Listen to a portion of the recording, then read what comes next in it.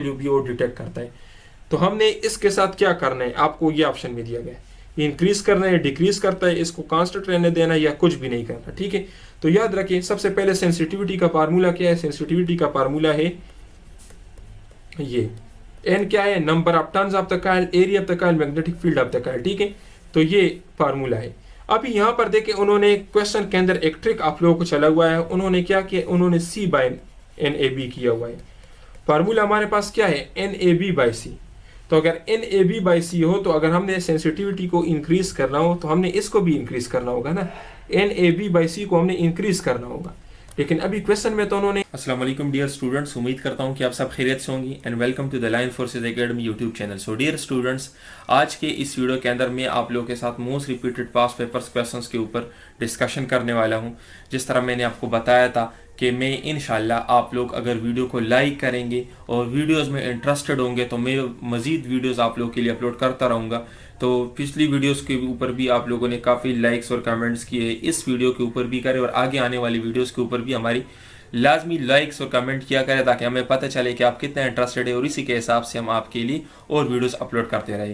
तो देखिए, अगर आप लोगों ने इससे पहली वाली वीडियोस हमारी नहीं देखी, AFNS के ऊपर जो हम वीडियोस बना चुके हैं, जिसमें मैं मोस्ट रिपीटेड क्वेश्चंस अपलोड कर चुका हूँ, फिजिक्स के भी, इसके अलावा बायोलॉजी के भी, केमिस्ट्री के भी, पास्ट पेपर्स भी कर चुका हूँ। आप हमारे यूट्यूब चैनल पे जाए, वहाँ पर AFNS के नाम से प्लेलिस्ट है, AFNS 2024 के नाम से, उसके अंदर सारी वीडियोस आपको मिल जाएगी जो अभी तक हम AFNS के ऊपर अपलोड कर चुके हैं।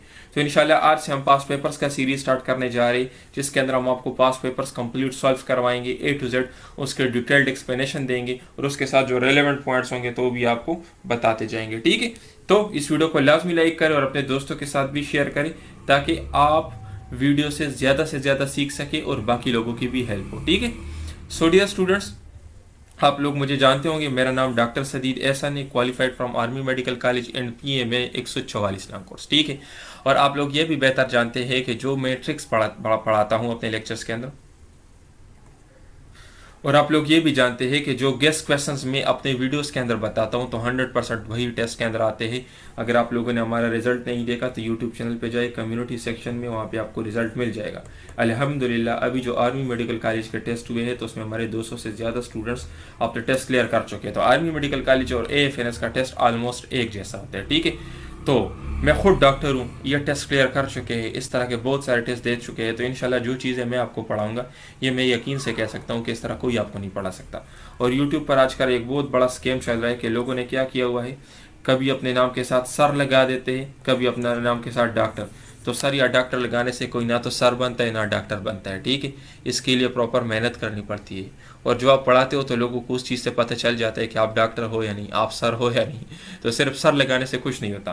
तो इसलिए इन स्कैमर से बच के रहे, जो आप लोगों को कम फ़ी का जानसा देंगे, आप लोगों को कहेंगे कि 2000 में हम आपको AFNS की कंप्लीट तैयारी करवा देंगे, तो आप खुद समझदार हो कि 2 सालों का कोर्स है, क्या 2000 में तैयारी हो सकती है? नहीं हो सकती। इतना ज़्यादा कोर्स है, इतना बड़ा सीट है, इतना ज़्यादा कंपटीशन है, तो सिर्फ टेस्ट पास आपका हो जाएगा। सिर्फ टेस्ट पास होने से कुछ नहीं होता, मेरिट में नाम आना बहुत ज़रूरी है। ठीक है, सो डियर स्टूडेंट्स, ये एडवर्टाइजमेंट आप लोगों ने देखी होगी, 10 अगस्त जो है लास्ट डेट है। ठीक है, 10 अगस्त तक आप लोगों ने रजिस्ट्रेशन करनी है। बाकी जो हमारे स्टूडेंट हैं जिन्होंने हमसे तैयारी करनी है या जो हमारी एकेडमी में एडमिशन लेना चाहते हैं, उनको मेरे यही इंस्ट्रक्शन है कि आप लोग 8 या 9 तारीख को कर लें, ताकि एक तो आपको तैयारी के लिए टाइम ज़्यादा मिले, ठीक है, और आपको तैयारी अच्छी हो। इसके अलावा आपसे पहले जो लड़कियां टेस्ट दे के आएगी तो उनकी एक्सपीरियंसेस भी हमें मिल जाएंगे, तो उनको भी हम अपने एक ख़ास मेथड से सॉल्व करते हैं जहाँ से बहुत सारे क्वेश्चन हमारे रिपीट हो जाते हैं।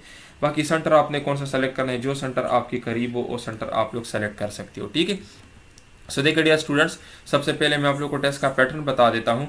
टेस्ट के अंदर आपके 4 पोर्शन होंगे और 19 अगस्त से टेस्ट स्टार्ट होने वाले। ठीक है, 19 अगस्त को सबसे पहला टेस्ट है। इसी तरीके से 10 सितंबर तक हमारे पास स्टूडेंट्स हैं जिनके टेस्ट 10 सितंबर तक है। इट मीन्स कि ये 10-15 तक ये टेस्ट जारी रहेंगे। ये 4 पोर्शन होंगे आपके टेस्ट के अंदर। ठीक है, वर्बल, नॉन वर्बल, एकेडमिक और personality test. Verbal non verbal में मेन चीज़ क्या है कि यहाँ पर क्वेश्चन ज़्यादा है, टाइम कम है, तो टाइम मैनेजमेंट का मसला होता है।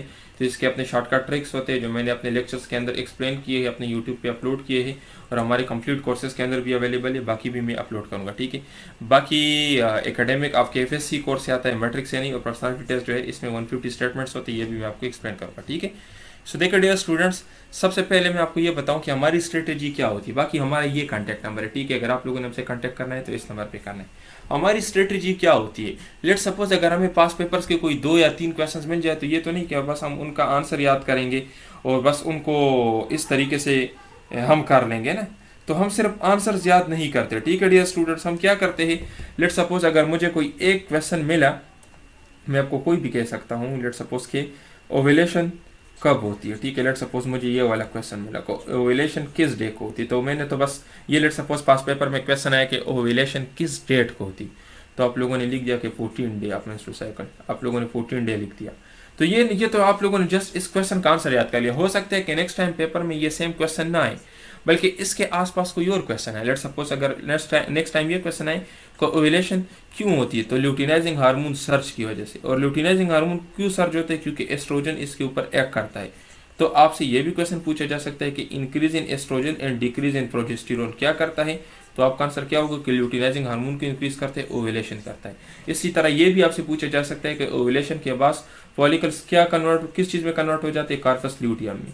कार्पस ल्यूटियम में कन्वर्ट हो जाते हैं, जो कि एक येलो कलर का मास होता है। और ये क्या करता है, ये प्रोजेस्टेरोन को सीक्रेट करता है, और इस प्रोजेस्टेरोन का काम क्या होता है, ये प्रेगनेंसी को मेंटेन करता है। तो इस तरह के क्वेश्चन आ सकते हैं। तो हमने क्या किया होता है, पेपर में तो क्वेश्चन सिर्फ ये आया था कि ओव्यूलेशन किस डेट को हुई थी, लेकिन हमने उसके साथ रिलेटेड सारे पॉइंट्स उस चैप्टर से, उस टॉपिक से कवर कर लिए।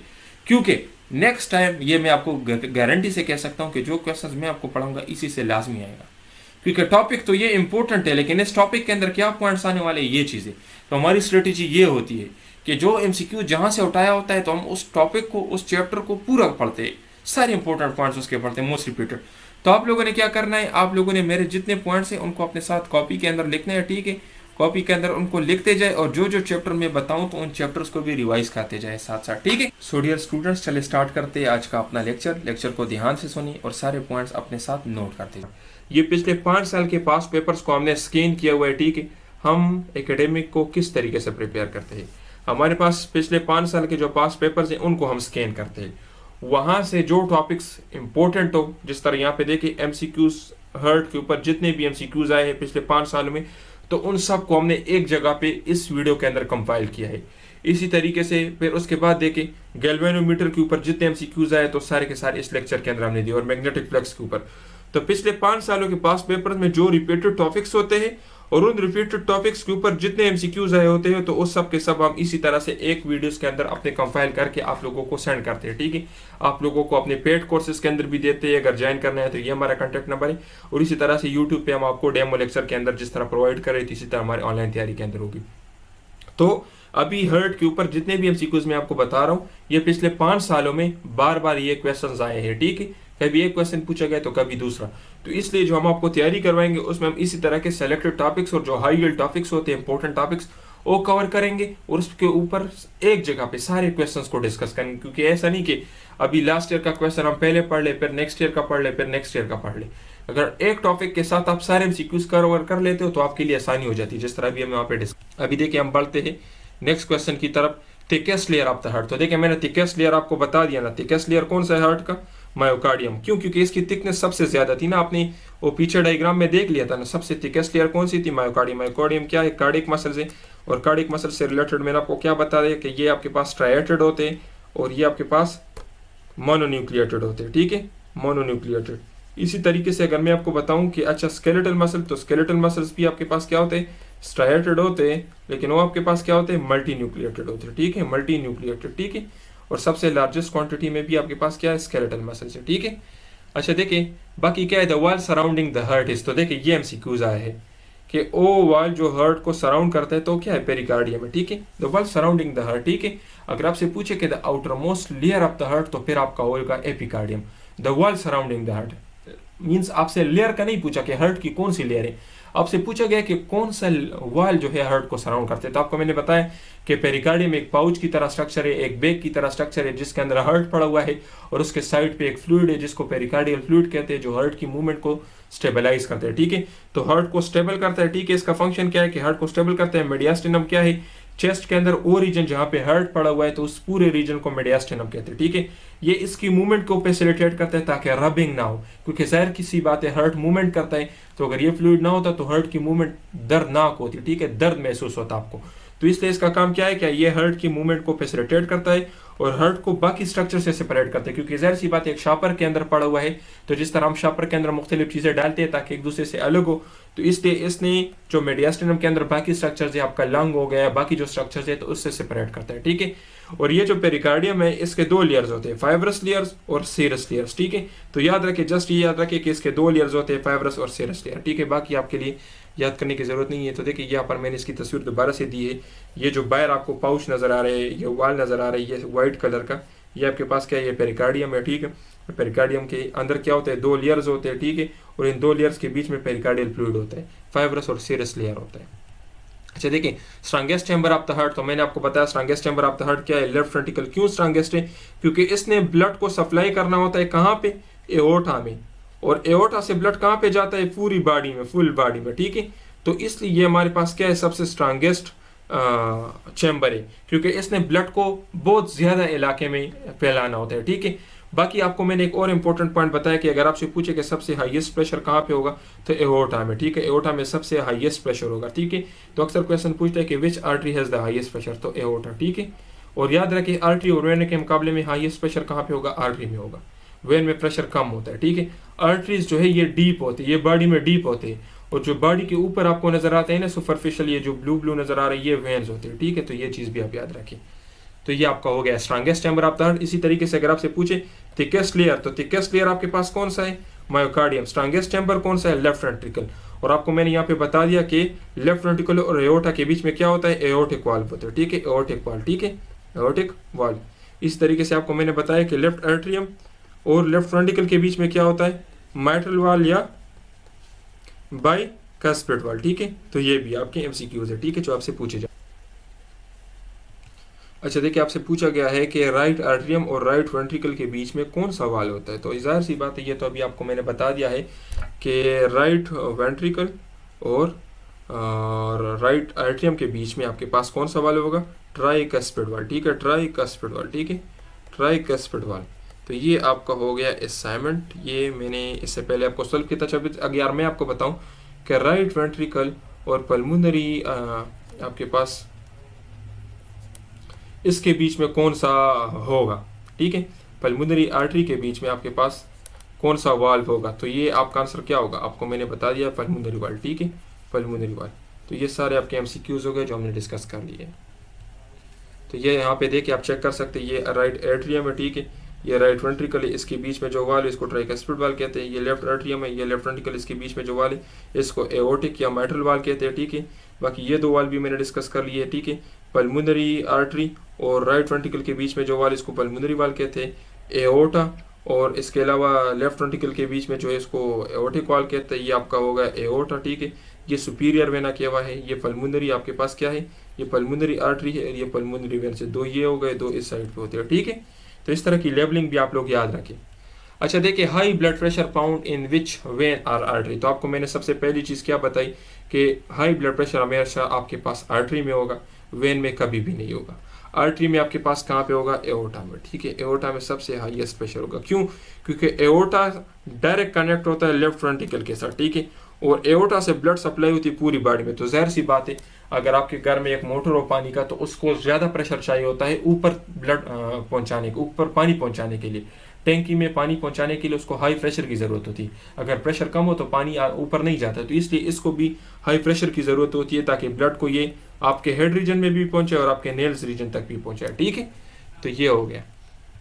अच्छा देखिए, ये दोबारा से है पल्मोनरी वाल, ठीक है, ट्राइकस्पिड वाल, माइट्रल वाल, एओर्टिक वाल, लेफ्ट वेंट्रिकल, राइट वेंट्रिकल, ये सारे हमने एक्सप्लेन कर दिए हैं, ठीक है। अच्छा देखिए, आपको यह बताया गया है जब एक बीट होता है, जब हार्ट की एक बीट होता है, तो उस बीट के दौरान कितना ब्लड जो है किडनी को सप्लाई होता है। तो याद रखें, इंशाल्लाह जब आप लोग MBBS में आओगे तो वहाँ पे एक बुक है गैटन एंड हॉल फिजियोलॉजी का बुक है, ठीक है। उसके अंदर ये चीज़ मेंशन है, अक्सर अगर आप लोग गूगल पे देख ले तो कहीं पे 25% दिया गया है, कहीं पे 20 है। तो बस याद रखें, ये जो वैल्यू है ना 20-22% ब्लड। ये गाइटन एंड हॉल के अंदर दी गई, ठीक है। गाइडन फिजियोलॉजी का सबसे मेन बुक है, ठीक है। तो इंशाल्लाह जब आप लोग MBBS में आओगे तो फर्स्ट ईयर के अंदर आप इसको रीड करोगे। तो गाइटन एंड हॉल में यही लिखा है कि 20-22% ऑफ ब्लड जब कार्डिक बीट होता है, हार्ट बीट करता है, उसके दौरान जितना भी ब्लड वो पंप करता है तो उसमें से 20-22% ब्लड कहाँ पे जाता है? किडनी में जाता है। अच्छा, अगर किडनी में इतना जाता है तो ये कितना लीटर बनते हैं? 1.2 to 1.3 लीटर पर मिनट इतना ब्लड जाता है, ठीक है। अच्छा देखिए, अभी यहाँ पे मैंने कुछ और भी दिए हैं जो आपके लिए इंपॉर्टेंट है, याद रखें। और बाकी इसमें एक इंपॉर्टेंट पॉइंट ये है कि GIT gastrointestinal system and spleen, इसमें भी तकरीबन इतना ही ब्लड जाता है, 21-22%, ठीक है। बाकी ब्रेन को 14% ब्लड जाता है, तो याद रखिए ये ब्रेन आपके लिए बहुत इंपॉर्टेंट है। ब्रेन को कितना ब्लड जाता है? 14%। GIT एंड स्प्लीन को, इसको भी तकरीबन 21% ब्लड जाता है, ठीक है। ये आपका हो गया। और हार्ट के मसल को 3% ब्लड जाता है, ठीक है। और देखिए, अच्छा देखिए, एक इंपॉर्टेंट क्वेश्चन अगर मैं आपसे पूछूं, ये आपका असाइनमेंट है, लंग्स को कितना ब्लड जाता है एक बीट के दौरान? ये आप लोगों का असाइनमेंट है। आप लोग मुझे नीचे कमेंट्स में लिखा, अभी मैं आपको बता भी देता हूँ। जिस तरह देखो वहाँ पर हमने लिखे ना कि पल्मोनरी आर्टरी, तो पल्मोनरी आर्टरी देखे जब हार्ट बीट करता है तो सारा का सारा ब्लड पल्मोनरी आर्टरीज के थ्रू चला जाता है कहाँ पे? लंग्स में। तो इट मीन्स 100% ब्लड जाता है लंग्स में। क्यों? क्योंकि वहाँ पर ऑक्सीजनेशन होनी है।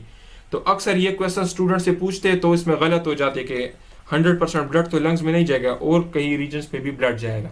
तो हार्ट में तो 100% ब्लड इसलिए जाता है ताकि उसकी ऑक्सीजनेशन हो। वहां से फिर आता है आप लोगों के पास लेफ्ट एट्रियम में, लेफ्ट एट्रियम से आता है लेफ्ट वेंट्रिकल में, लेफ्ट वेंट्रिकल से जाता है एओर्टा में, एओर्टा से जाता है पूरी बॉडी में, ठीक है। तो फिर जब पूरी बॉडी में चला जाता है तो वहां पर इसकी डिस्ट्रीब्यूशन इन रीजन्स में होती है, ठीक है। अच्छा देखिए, डीऑक्सीजनेटेड ब्लड हार्ट के किस चैम्बर में होता है? ठीक है, डीऑक्सीजनेटेड ब्लड हार्ट के किस चैम्बर में होता है? आपसे अक्सर ये क्वेश्चन पूछा जाता है। तो जिस तरह देखिए, अगर ये हार्ट की एक डायग्राम में बना लूँ, ये देखिए, तो आपको ये जो ब्लू रीजन नजर आ रहा है ना, ब्लू रीजन, ये डीऑक्सीजनेटेड ब्लड है। तो देखिए, right side of the heart में क्या है? Deoxygenated blood. Left side of the heart में क्या है? Oxygenated blood. क्यों?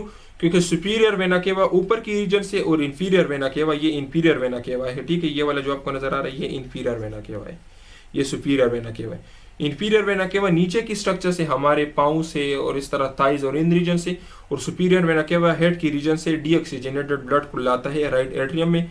राइट एट्रियम से ब्लड ट्राइकस्पिड वाल्व के थ्रू जाता है राइट वेंट्रिकल में, फिर लंग्स में जाता है ऑक्सीजनेशन के लिए। तो आपका आंसर क्या होगा कि right side of the heart में आपके पास डीऑक्सीजनेटेड ब्लड होता है और left side of the heart में आपके पास ऑक्सीजनेटेड ब्लड होता है। क्यों? क्योंकि लेफ्ट साइड में आपके पास जो आपके पास लेफ्ट आर्टरियम है तो वहां पे ब्लड आ जाता है कहां से? लंग से, जब ऑक्सीजनेट हो जाता है। फिर आता है लेफ्ट वेंट्रिकल में, लेफ्ट वेंट्रिकल से एओर्टा के थ्रू पूरी बॉडी में इसकी डिस्ट्रीब्यूशन हो जाती है, ठीक है। तो ये याद रखें, यहाँ पर इस डायग्राम के अंदर एक न्यू शेप था जो मैं आपको दिखाना चाह रहा हूँ। देखें, ये जो स्ट्रक्चर आपको नजर आ रहा है ना, ये चीज, ये वाली जो आपको नजर, ये इंफीरियर वेना केवा, और ये वाला जो है ना, ये है सुपीरियर वेना केवा, ठीक है। Superior vena cava head region से डीऑक्सीजनेटेड ब्लड लाता है और इंफीरियर वेना केवा नीचे पाँव और थाइज और इन एब्डोमेन रीजन से लाता है, ठीक है। तो ये आपके हो गए। अच्छा देखिए, which hormone increases heart beat? Heart beat को कौन सा हार्मोन इंक्रीज करता है? ये आपके नीचे ऑप्शन है, एफेनेफ्राइन, ठीक है, डोपामिन, सेरोटोनिन, एड्रेनलिन, ठीक है। ये सारे आपके ऑप्शन है। तो सबसे पहली चीज तो मैं आपको बता दूं कि एफेनेफ्रिन और एड्रेनलिन दोनों एक ही चीज है, ठीक है, दोनों एक ही चीज है। ये सीक्रेट होते हैं एड्रेनल मेडुला से, ठीक है। तो ये भी आपका एमसीक्यू, एड्रेनल मेडुला से ये सीक्रेट होते हैं, ठीक है, एड्रेनल ग्लैंड से, ठीक है। तो आपके पास एफेनेफ्रिन और एड्रेनलिन जो है ये हार्ट बीट को इंक्रीज करते हैं। क्योंकि ये फ्लाइट या फ्राइट हार्मोन से ये आपके पास स्ट्रेस में रिलीज होते हैं और उस टाइम ये हार्ट रेट को इंक्रीज कर देते हैं, ठीक है। तो ये आपका आंसर हो गया। बाकी देखिए, डोपामिन जो है ना, डोपामिन का ताल्लुक हमारे दिमाग से, डोपामिन ब्रेन में होता है। और याद रखिए, आपने किताब में एक डिजीज पढ़ी होगी, पार्किंसन डिजीज। पार्किंसन डिजीज के अंदर सब्सटेंशिया नायग्रा, ये नाम याद रखिए, सब्सटेंशिया नायग्रा। इसके अंदर न्यूरॉन की डैमेज हो जाती है, ठीक है, और उन न्यूरॉन का काम क्या होता है? और डोपामिन को बनाते हैं। तो याद रखिए, पार्किंसन डिजीज में अगर आपसे पूछे कि कौन से हार्मोन की डिफिशियंसी हो जाती है, तो डोपामिन की। क्यों डिफिशियंसी हो जाती है? क्योंकि सब्सटेंशिया नायग्रा में आपके पास न्यूरॉन्स की डेथ हो जाती है और उन न्यूरॉन्स का काम क्या होता है? उन न्यूरॉन्स का काम होता है डोपामिन बनाना।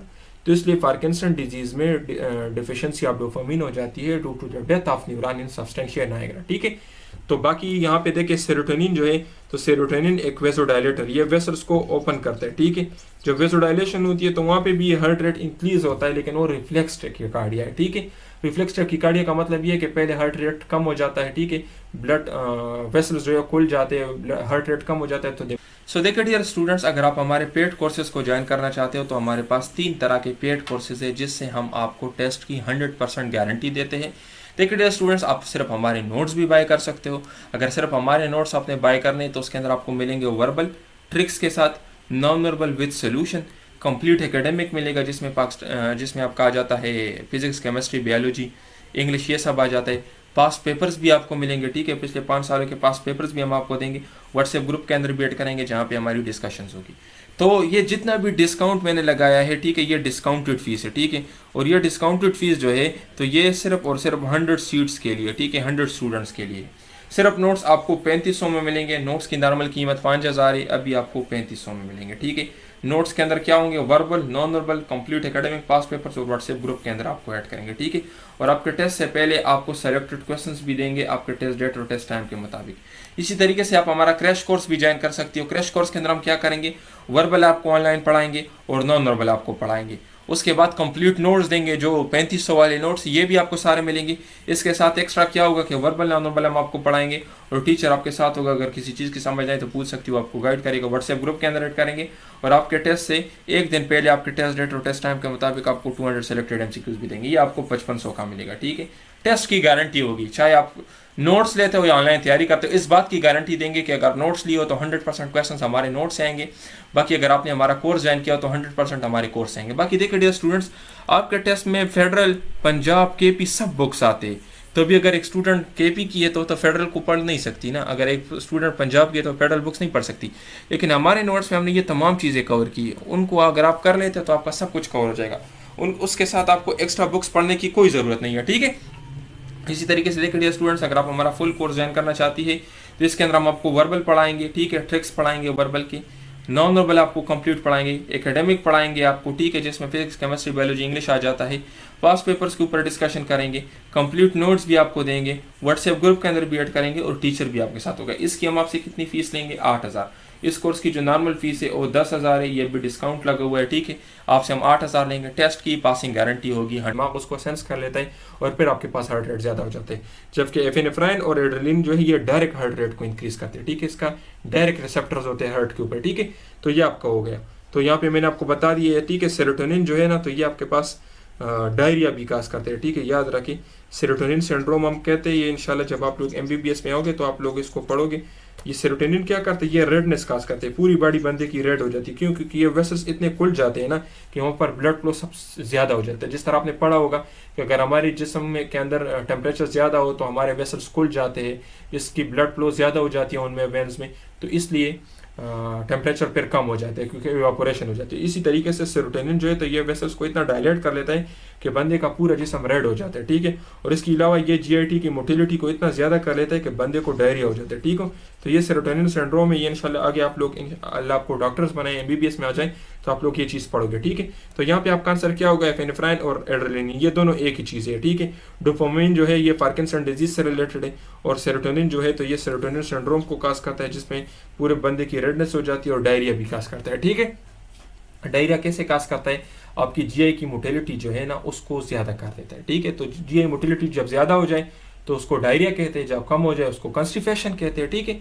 बाकी देखिए, disease which causes angina, angina क्या है, एंजाइना जो है पेन को कहते हैं, ठीक है, हार्ट के पेन को कहते हैं, ठीक है, एंजाइना, हार्ट फेलियर और एनीमिया। तो याद रखिए, ओबेसिटी क्या है, ओबेसिटी मोटापा, ये रूट काज है एंजाइना की, एंजाइना MI, के माइकार्डियल इन्फाक्शन, जिसको हार्ट अटैक आप लोग कहते हैं, ठीक है, मेडिकल के टर्म में उसको माइकार्डियल इन्फाक्शन कहते हैं। और डायबिटीज मेलाइटिस, शुगर, ठीक है, ये सारे इसका जो रूट काज है ना वो ओबेसिटी है। क्यों ओबेसिटी है?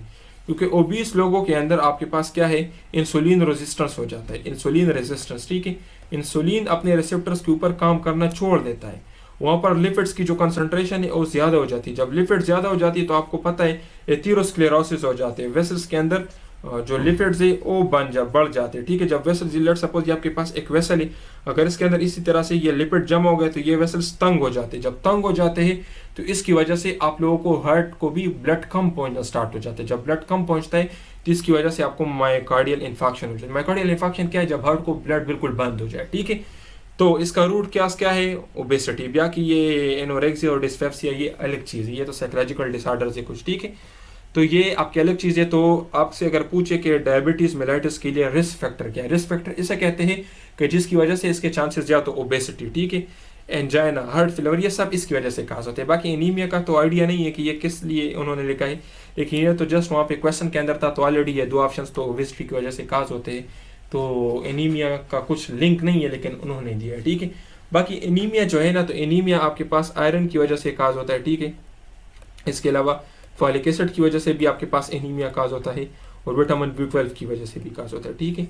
तो ये एनीमिया जस्ट आप लोग याद रखें, iron, folic acid, vitamin B12। फिर इसके डिफरेंट टाइप्स है, जिसमें macrocytic anaemia, microcytic anaemia, normocytic anaemia, और आगे इंशाल्लाह आप लोग फिर MBBS में पढ़ोगे, अभी आप लोगों का वो लेवल का नहीं है। जस्ट आप लोग ये याद रखें कि आयरन की वजह से भी एनीमिया होता है, फॉलिक एसिड की वजह से भी होता है, और विटामिन B12 की वजह से भी एनीमिया होता है, ठीक है। बाकी देखिए नेक्स्ट क्या है कि at what angle the magnetic flux is maximum. Magnetic flux किस एंगल पे मैक्सिमम होगा। मैग्नेटिक फ्लक्स पहले आप लोग ये देख ले कि मैग्नेटिक फ्लक्स क्या है। लेट सपोज ये मैग्नेटिक फील्ड लाइन है, ठीक है, ये मैग्नेटिक फील्ड लाइन है। अगर इसके दरमियान मैंने ये एरिया को रखा हुआ, ये मेरे पास एक एरिया है, लेट सपोज इसका पेस इस साइड पे, ठीक है। तो ये जितनी लाइंस इस एरिया के अंदर पास हो रही है ना, तो इसको हम कहते हैं मैग्नेटिक फ्लक्स। मैग्नेटिक फ्लक्स क्या है, number of lines passes through a specific area, ठीक है, इसको हम कहते हैं मैग्नेटिक फ्लक्स, ठीक है। तो मैग्नेटिक फ्लक्स का फार्मूला क्या है और सिंबल क्या है, तो देखिए ये मैग्नेटिक फ्लक्स का आपके पास सिंबल है, इस सिंबल से हम डिनोट करते हैं, और ये इसका फार्मूला है। बी क्या है, मैग्नेटिक फील्ड लाइंस, ए क्या है, एरिया, और cos थीटा एरिया और मैग्नेटिक फील्ड लाइंस के दरमियान एंगल को डिनोट करते हैं, ठीक है। तो याद रखिए ये क्या है, ये डॉट प्रोडक्ट है। तो अगर आपसे पूछे कि magnetic flux is the dot product of magnetic field and area or cross product, तो आपका आंसर क्या होगा, डॉट प्रोडक्ट, ठीक है। और डॉट प्रोडक्ट की जगह हम cos थीटा यूज करते हैं। ये इस तरह से होता है बी डॉट ए, और अगर हम डॉट को हटाएंगे तो हम लगाएंगे बी ए cos थीटा, ठीक है। इसी तरीके से जो हमारे पास क्रॉस प्रोडक्ट होता है, तो क्रॉस प्रोडक्ट की जगह हम sin थीटा को यूज करते हैं, ठीक है। तो ये हो गया। अभी देखिए मैं आपको यहाँ पे दिखाता हूँ, जिस तरह देखिए ये मैग्नेटिक फील्ड लाइन है, ये आप चेक कर ले, और ये एरिया है। एरिया का पेस भी देखिए इस डायरेक्शन में है, और मैग्नेटिक फील्ड दोनों सेम डायरेक्शन में है। तो इनके दरमियान एंगल क्या है, लेट्स ये मैग्नेटिक फील्ड लाइन की डायरेक्शन है, और ये आपके पास एरिया की। तो देखिए 0 एंगल है ना इसके दरमियान। जब 0 एंगल है तो देखिए मैक्सिमम मैग्नेटिक फील्ड लाइन यहाँ पे पास हो रही है, ठीक है। इसके अलावा देखिए ये एरिया की डायरेक्शन देखिए ऊपर की तरफ एक मैग्नेटिक फील्ड इस डायरेक्शन में, तो यहाँ पर कितना एंगल बना है, 90 एंगल। तो जब एंगल 90 हो तो आपके पास कोई भी लाइन पास नहीं हो रहा, तो आपके पास फ्लक्स कितना है, 0। जब मैग्नेटिक फ्लक्स और जब आपके पास मैग्नेटिक फील्ड और एरिया जो है 0 डिग्री में हो, तो आपके पास मैग्नेटिक फ्लक्स मैक्सिमम होगा। तो यहाँ पे आपका आंसर क्या होगा कि मैग्नेटिक फ्लक्स कौन से एंगल पे मैक्सिमम होगा, 0 पे, ठीक है। इसके अलावा आपके पास 0 मैग्नेटिक फ्लक्स कहाँ पे होगा, 90 पे, ठीक है। तो magnetic flux is 0 at 90 degree, maximum at 0 degree. यहाँ पे मैंने आपको बता दिया कि क्यों, क्योंकि देखिए जब आप इसको सेम डायरेक्शन में करते हो ना, जब एरिया की और मैग्नेटिक फील्ड की डायरेक्शन सेम होगी, तो देखिए बहुत सारे लाइन पास हो रहे हैं। अभी देखिए यहाँ पे तो कोई लाइन पास नहीं हो, जस्ट यहाँ पे एरिया पड़ा हुआ है, इसके ऊपर और इसके साइड पे वो मैग्नेटिक फील्ड लाइन क्रॉस हो रही है, ठीक है। तो ये देखिए मैग्नेटिक फील्ड क्या है, मैग्नेटिक फ्लक्स क्या है, ये एक स्केलर क्वांटिटी है, और इसका यूनिट क्या है, वेबर। ये वेबर काफी मरतबा पूछा गया है कि ऐसा यूनिट आपको मैग्नेटिक फ्लक्स इज तो वेबर, और ये स्केलर क्वांटिटी है, इसका कोई डायरेक्शन नहीं है, ठीक है। तो 0 एंगल पे आपके पास मैक्सिमम होगा, ठीक है, और इसके अलावा 90 डिग्री पे आपके पास मिनिमम होगा या 0 होगा, ठीक है। तो ये आपके MCQs हो गए। बाकी देखिए अगर हम गैल्वेनोमीटर की सेंसिटिविटी को इंक्रीज करते हैं, सेंसिटिविटी क्या है, सेंसिटिविटी का मतलब यह है कि कम से कम करंट को मैयर करने की क्वालिटी। मींस सेंसिटिव हम किसे कहते हैं, जब कम से कम वैल्यू भी वो डिटेक्ट करता है। तो हमने इसके साथ क्या करना है, आपको ये ऑप्शन में दिया गया है, इंक्रीज करना है, डिक्रीज करता है, इसको कांस्टेंट रहने देना या कुछ भी नहीं करना, ठीक है। तो याद रखिए सबसे पहले सेंसिटिविटी का फार्मूला क्या है, सेंसिटिविटी का फार्मूला है ये, एन क्या है, number of turns of the coil, area of the coil, magnetic field of the coil, ठीक है। तो ये फार्मूला है। अभी यहाँ पर देखिए उन्होंने क्वेश्चन के अंदर एक ट्रिक आप लोगों को चला हुआ है, उन्होंने क्या किया, उन्होंने C/NAB किया हुआ है। फार्मूला हमारे पास क्या है, NAB/C। तो अगर NAB/C हो, तो अगर हमने सेंसिटिविटी को इंक्रीज करना हो तो हमने इसको भी इंक्रीज करना होगा ना, NAB/C को हमने इंक्रीज करना होगा। लेकिन अभी क्वेश्चन में तो उन्होंने इसकी बजाय ऐसे दिया है कि C/NAB, तो इसको हमने क्या करना है, इसको हमने डिक्रीज करना है। क्यों, क्योंकि ये वहां पे उन्होंने इसको डिवीजन में लाया था, 1/sensitivity = C/NAB, ठीक है, इस तरह से हो जाएगा। तो अभी देखें अगर हमने इसको इंक्रीज करना है, अभी इसका इनवर्स प्रोपोर्शन हो गया, तो इसको हमने क्या करना है, डिक्रीज करना है।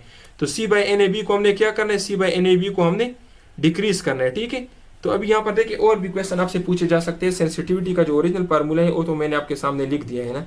अब यहाँ पे देखिए मैं आपको और भी क्वेश्चन एक्सप्लेन करता हूँ, ठीक है। अगर लेट सपोज आपसे पूछे कि आप अगर कॉइल्स को इंक्रीज करते हो, number of turns of the coil, तो सेंसिटिविटी क्या होगी। तो देखिए ये एन क्या है, एन हमारे पास नंबर ऑफ टर्न्स थी, ठीक है। N is equal to number of turns of the coil.